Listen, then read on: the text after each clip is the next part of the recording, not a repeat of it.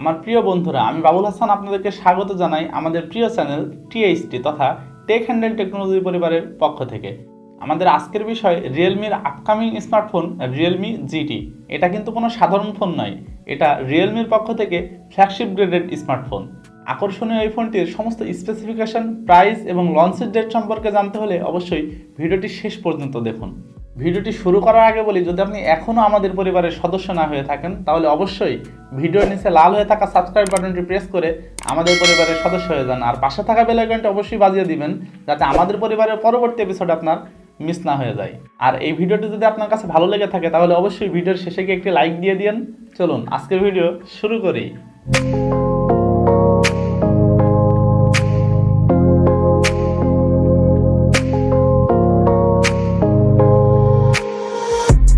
আমি আগেই বলেছি এটি কিন্তু কোনো সাধারণ ফোন নয়, এটি দুর্ধর্ষ ফ্ল্যাগশিপ স্মার্টফোন। যারা গেম খেলতে পছন্দ করে, মোবাইল ফোনে গেম প্লে করাটা যাদের প্রধান লক্ষ্য, এই ফোনটি তাদের জন্য। মূলত গেমারদেরকে টার্গেট করেই রিয়েলমি এই ফোনটিকে বাজারে আনছে। আগে বলি, রিয়েলমি GT মার্চের 4 তারিখে চায়নাতে লঞ্চ করা হবে, এটা কিন্তু কনফার্ম। আমরা আশা করছি ফোনটি মার্চের শেষের দিকে ভারত এবং বাংলাদেশে আসবে।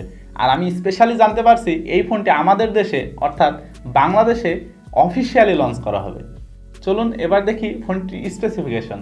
ফোনটিতে ডিসপ্লে হিসেবে থাকছে 6.8 ইঞ্চি সুপার অ্যামোলেড ডিসপ্লে।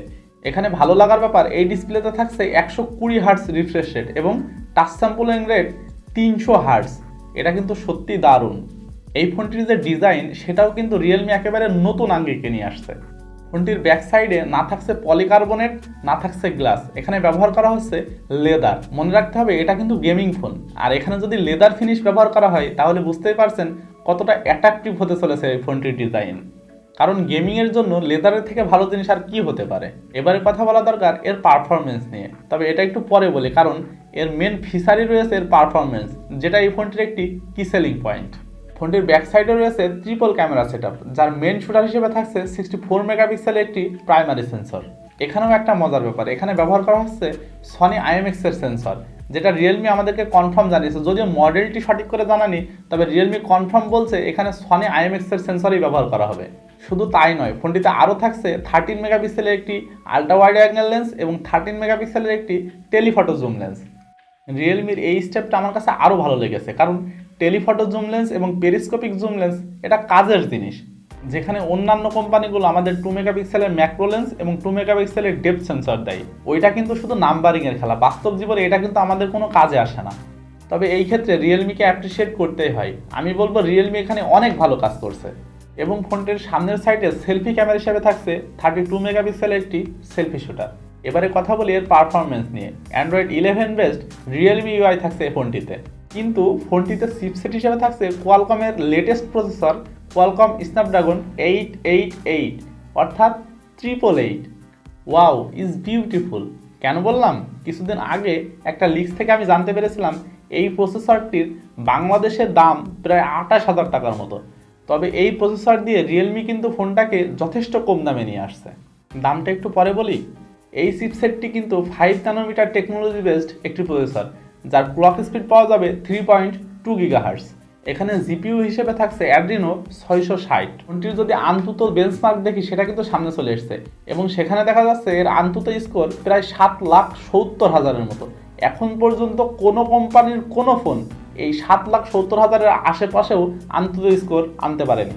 ফোনটি একটা ভেরিয়েন্টে লঞ্চ করা হবে 12GB 256GB, এবং এখানে র্যাম হিসেবে থাকবে LPDDR5X এবং স্টোরেজ টাইপ হিসেবে থাকবে 3.1। আমি সত্যি ভাবতে পারছি না, আপনারা বুঝতে পারছেন তো? এটা যারা গেম প্লে করবেন, যারা মাল্টিটাস্কিং করবেন এবং যারা ভিডিও রেন্ডারিং করবেন তাদের জন্য কতটা গুরুত্বপূর্ণ। সত্যি এর পারফরমেন্স নিয়ে, বিশেষ করে আনতুতো স্কোর সামনে আসার পর এই ফোনটির পারফরমেন্স নিয়ে আমার বিশেষ কিছুই বলার নেই।